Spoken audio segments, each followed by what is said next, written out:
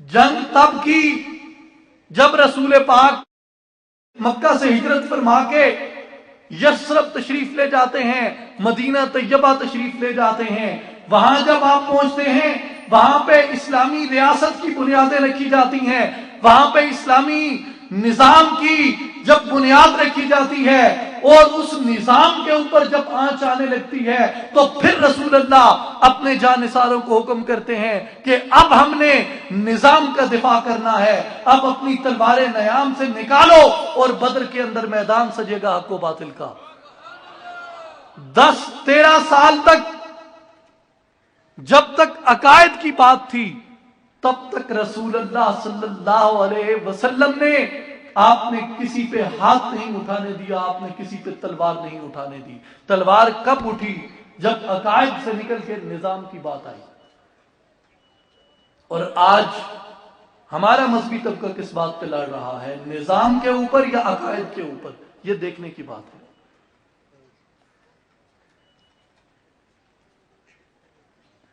مجھے معاف کیجئے گا، شاید کسی کو میری بات سے تکلیف ہو، مگر دور حاضر کی یہ ستم ظریفی اور یہ اندوہناکی مجھے اس بغاوت پہ مجبور کرتی ہے کہ اس بات کو کیا جائے کہ کیا یہ بات علم اور دلیل کے ساتھ ایک دوسرے کے اعتراضات کے جواب اور ایک دوسرے کی باتوں کو دلائل کے ساتھ تسلیم کرنے یا رد کرنے کی متقاضی ہے، یا یہ بات تلوار اور بندوق اٹھانے کی متقاضی ہے؟ کیسے اس میں جنگ کی جائے؟ ابن مریم مر گیا یا زندہ ہو جاوید ہے، اس پہ کیسے بات ہونی چاہیے؟ بندوق کے ساتھ یا قلم کے ساتھ؟ ہیں کتاب اللہ کے الفاظ حادث یا قدیم، بندوق سے بات ہونی چاہیے یا قلم سے بات ہونی چاہیے؟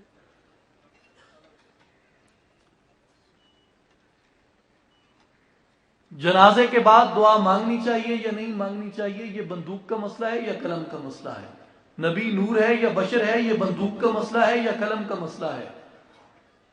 مزار پہ جانا چاہیے یا نہیں جانا چاہیے؟ یہ بندوق کا مسئلہ ہے یا قلم کا مسئلہ ہے؟ فاتحہ پڑھنی چاہیے، یہ بندوق کا مسئلہ ہے یا قلم کا مسئلہ ہے؟ ہم اپنا تجزیہ تو کریں. ہم کون سی لڑائی لڑ رہے ہیں؟ میں چیلنج سے کہتا ہوں کہ عقیدے کی بات جہاں پہ بھی آئی رسول اللہ نے تلوار نہیں اٹھائی. جب بھی تلوار اٹھی نظام کی خاطر اٹھی. اور ہم کس جنگ میں جا رہے ہیں؟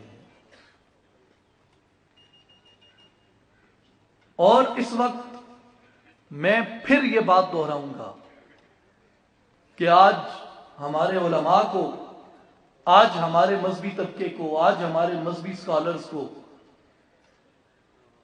نفرت کو اور نفاق کو فروغ نہیں دینا. آج ہمیں اتحاد کو فروغ دینا ہے. 150 لاکھ لاشیں ہماری اس زمین پہ بکھری پڑی ہیں.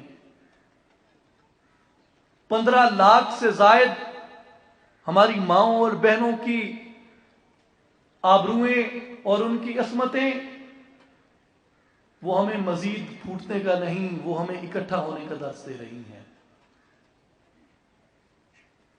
ہمارے وہ چھوٹے چھوٹے معصوم بچے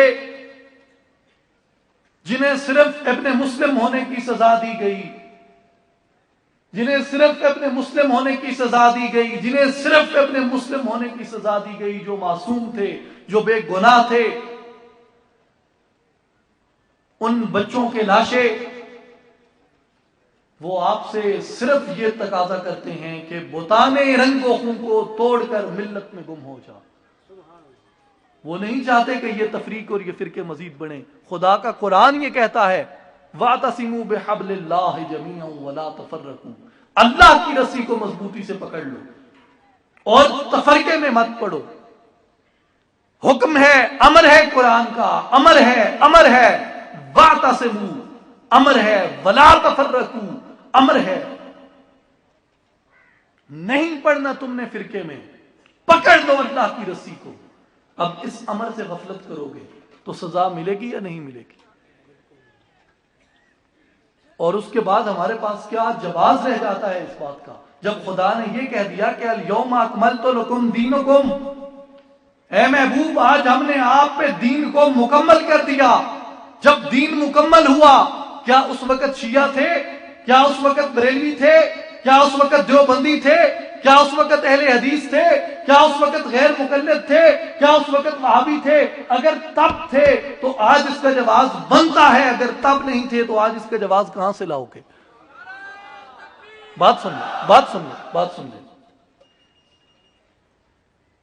یہ وہ مسائل ہیں جنہیں حل نہ کیا گیا تو ہم اور پیچھے جائیں گے۔ اور پھر اس کے ساتھ ساتھ آپ دیکھیں کہ اسلامی پیغام، اسلام کا پیغام، توحید کا پیغام، رسالت کا پیغام، الحمدللہ عالم کفر نے پوری کوشش کی اس کو دبانے کی، عالم کفر نے اپنے پورے پنجے اس کے اوپر گاڑ دیے، مگر یہ آج مشرق سے زیادہ مغرب کے اندر اسلام کی ترویج ہو رہی ہے۔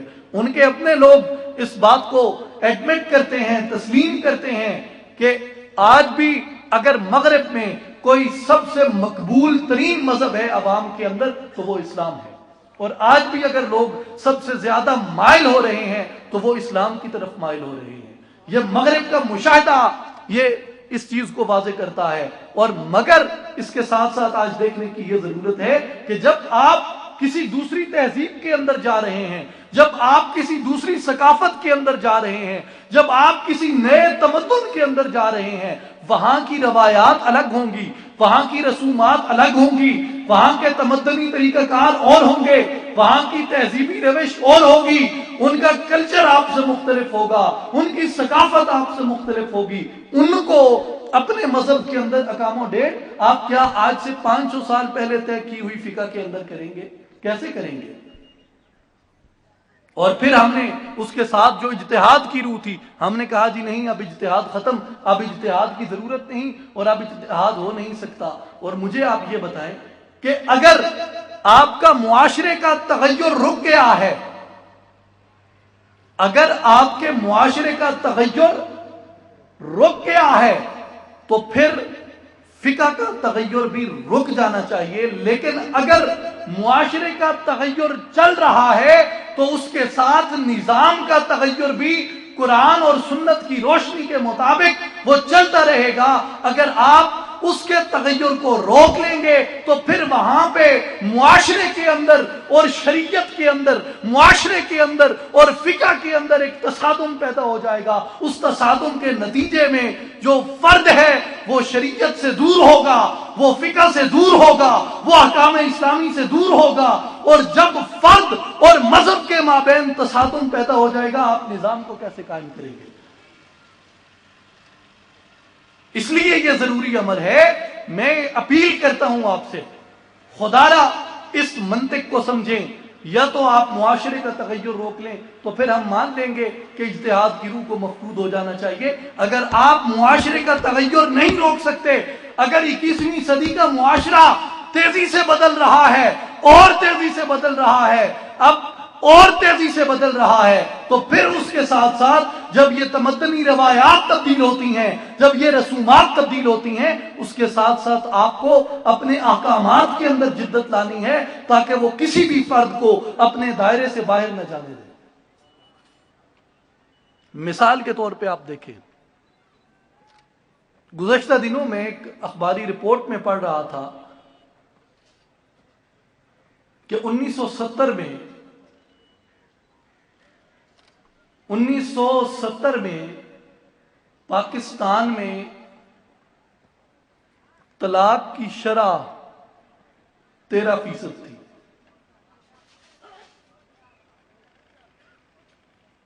کتنی تھی؟ 13%، جو اب بڑھ کے 33% ہو گئی ہے۔ ایک انتہائی اہم مسئلہ ہے، وہ کہ بظاہر دیکھنے میں ایک چھوٹا سا ہے، مگر یہ براہ راست ہمارے استحکام سے متعلقہ ہے۔ 1970 میں طلاق کی شرح 13% ہے۔